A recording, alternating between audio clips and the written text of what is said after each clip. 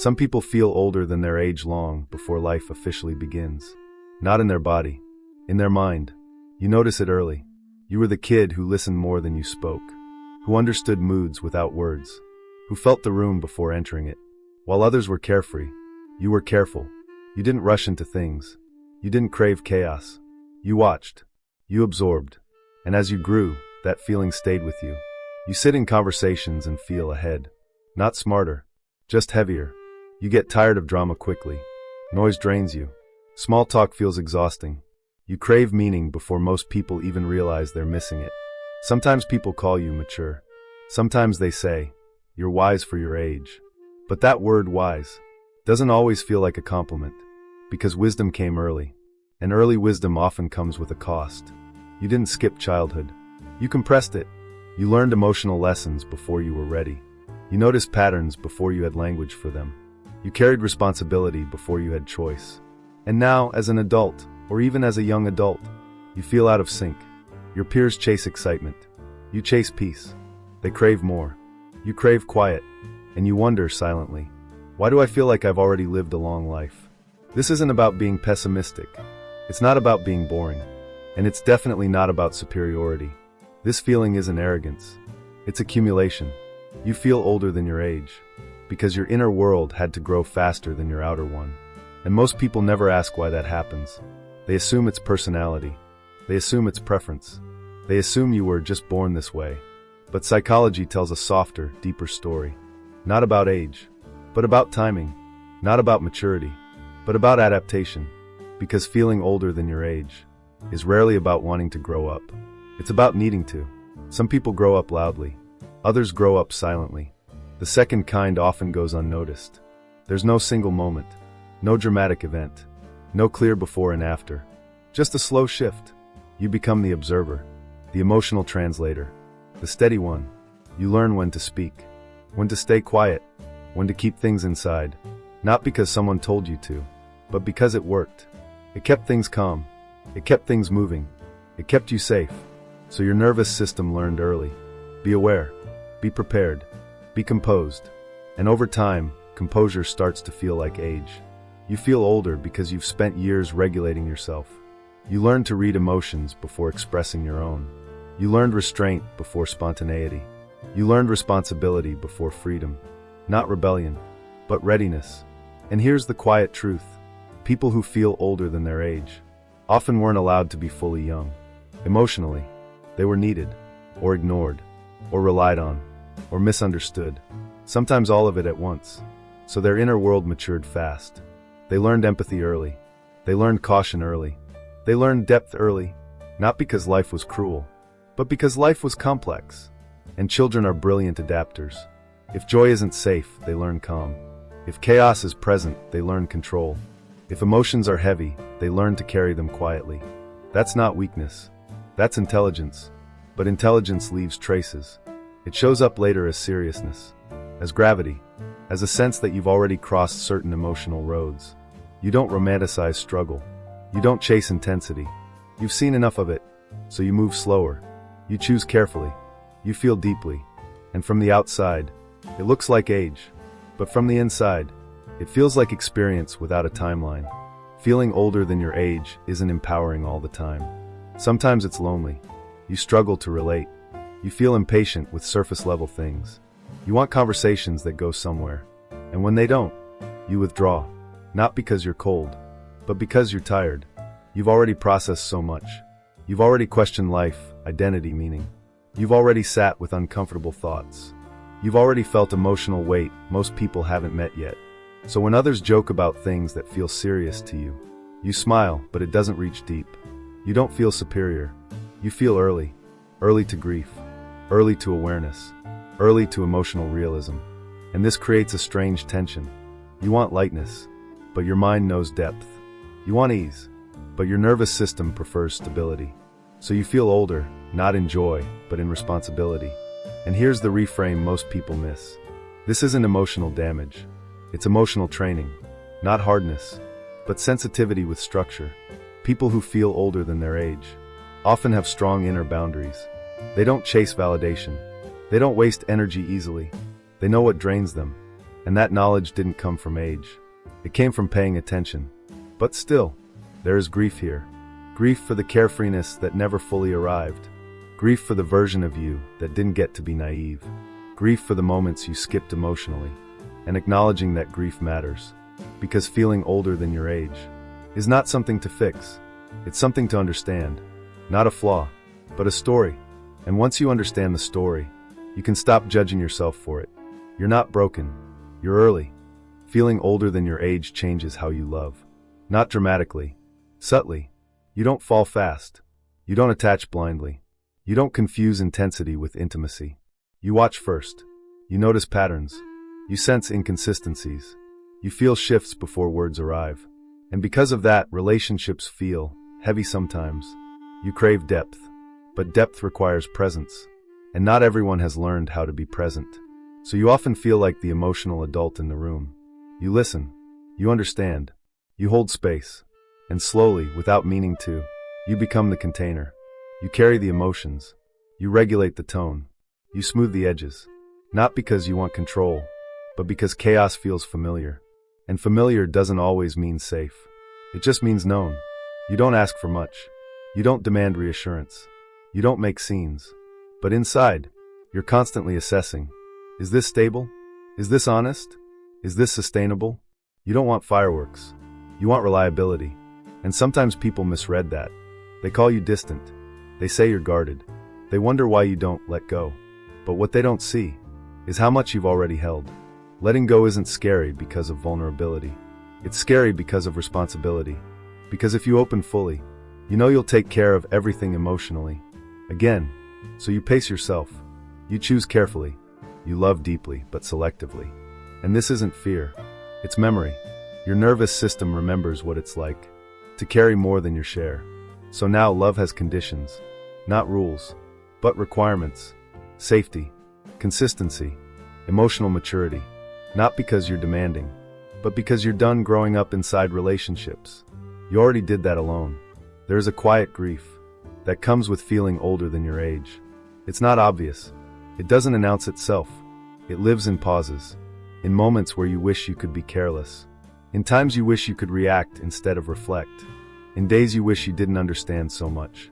You mourn a version of yourself that didn't get to be light for long, not because life was unbearable, but because it was instructive. You learned lessons early, that others learn later, or never. And while that gave you depth, it also took something: spontaneity, innocence, emotional ease. You became the calm one, the stable one, the strong one. And strength is often rewarded before it's questioned. People rely on you. People lean on you. People assume you're okay. And you rarely correct them, because explaining your inner world feels exhausting, because needing help feels unfamiliar. So you carry the grief quietly, the grief of being ahead, in a world that celebrates speed, not timing. The grief of knowing you would have been different if life had allowed you to be. And here is the reframe. This grief doesn't mean something went wrong. It means something meaningful happened. Your awareness grew early. Your emotional range expanded quickly. Your sense of self formed deeply. That doesn't make you old. It makes you layered. And layers can feel heavy until you learn how to rest inside them. You are not late to life. You are not missing out.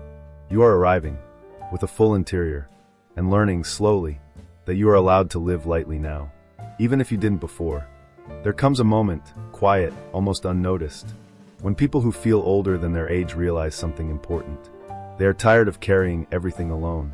Not dramatically tired, not collapsing tired, just finished. Finished with proving strength. Finished with being the stable one by default. Finished with holding space while slowly disappearing inside it. This moment doesn't arrive with anger. It arrives with clarity. You start to notice how often you minimize yourself, how often you adapt, how often you say it's fine when it isn't. You notice how your maturity has quietly turned into self-erasure. And that realization can feel unsettling.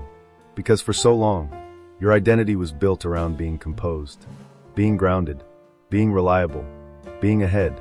Letting go of that feels risky. Who are you if you're not the emotionally responsible one?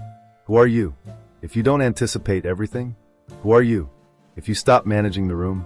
For people who grew up early, lightness feels unfamiliar. Joy feels unstructured. Rest feels undeserved. Play feels inefficient. So when life finally offers softness, you hesitate, not because you don't want it, but because you don't know how to receive it. Your body learned vigilance before pleasure. Your mind learned foresight before ease. So lightness feels like something you must earn. But here is where healing begins. Not by becoming younger, but by becoming present. People who feel older than their age don't need to undo their depth. They need to stop living only in it. You don't lose wisdom by allowing yourself to be spontaneous. You don't lose strength by admitting you're tired. You don't lose identity by letting someone else lead emotionally. This isn't regression, it's integration. Integration means allowing opposites to coexist. Depth and lightness, awareness and ease, responsibility and rest. For a long time, your nervous system believed safety came from control, from thinking ahead, from staying composed, from being ready. Now it has to learn something new. That safety can also come from support, from being met, from being held without instruction. This is not easy, because early maturity trains you to self-soothe, not to receive soothing. You know how to calm yourself. You know how to rationalize pain. You know how to survive discomfort quietly. But being cared for, truly cared for, requires surrender. And surrender feels like exposure. So you start small. You let someone see you hesitate. You admit you don't have the answer. You allow yourself to be unsure out loud. These moments feel strange at first. You might feel guilt. You might feel awkward. You might feel like you're doing something wrong. But you're not. You're rewiring. You're teaching your system that you don't have to be the adult in every situation, that you are allowed to rest inside connection, not just maintain it. And slowly something shifts. You begin to experience joy without justification. You laugh without analyzing why. You enjoy moments without preparing for their end. You stop bracing for what comes next. This doesn't mean your seriousness disappears. It softens. It becomes discernment instead of defense. Your maturity stops being armor and becomes wisdom you can set down when you want. You realize you can be thoughtful and playful, deep and light, grounded and curious. Feeling older than your age was never the problem. The problem was believing that this was the only way you were allowed to exist. Healing is permission. Permission to take up space emotionally. Permission to need. Permission to rest. Permission to be supported without earning it. And perhaps the most important permission of all, permission to let your life expand. Beyond what shaped you, your early awareness does not have to define your future limits. You can build relationships where you are not the caretaker. You can create routines that include pleasure, not just productivity. You can choose environments that don't require constant adaptation. And when you do, something beautiful happens. Your age begins to feel irrelevant. Not because you feel younger, but because you feel whole.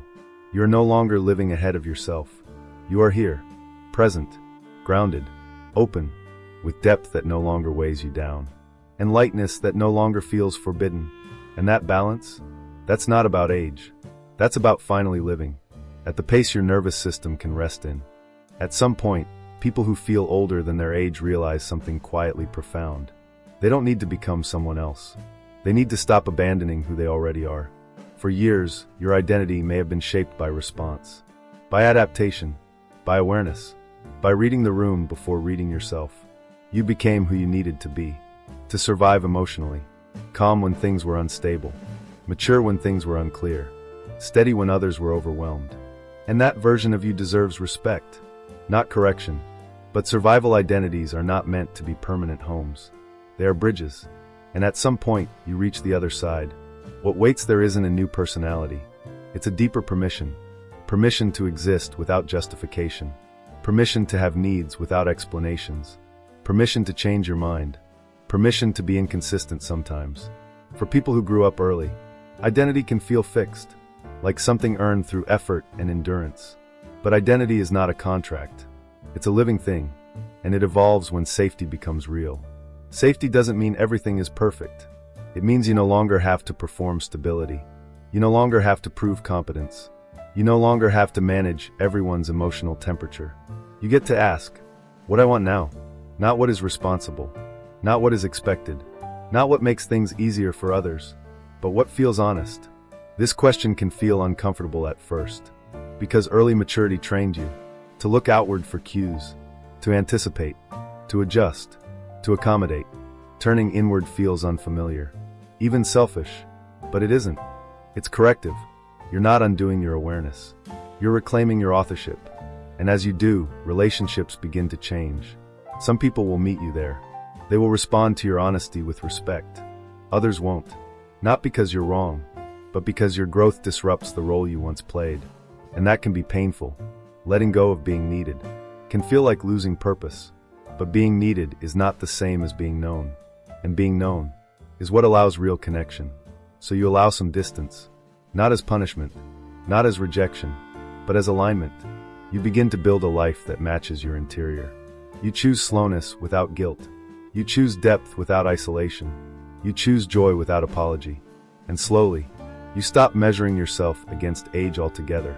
You stop wondering if you're too serious, too reflective, too much. You understand something important. You were never too old for your age. You were just attuned early. And attunement, when honored, becomes wisdom. Not heavy wisdom, not burdensome wisdom, but grounded presence. The kind that doesn't rush. The kind that doesn't panic. The kind that doesn't disappear to stay safe. You learn how to stay. With yourself. With others. With life as it unfolds. And perhaps the quietest shift of all. You stop waiting for permission to live the life you already sense is yours. You don't need to prove your depth anymore. It speaks for itself. You don't need to hide your softness. It strengthens you. You don't need to outgrow who you were. You carry them with you, not as weight, but as history. And history, when integrated, does not age you. It roots you. So if you've ever felt older than your age, not in years but in your bones, know this: you didn't miss life. You prepared for it. And now, you get to live it, with both depth and lightness. In the same breath. Not ahead. Not behind. Right on time.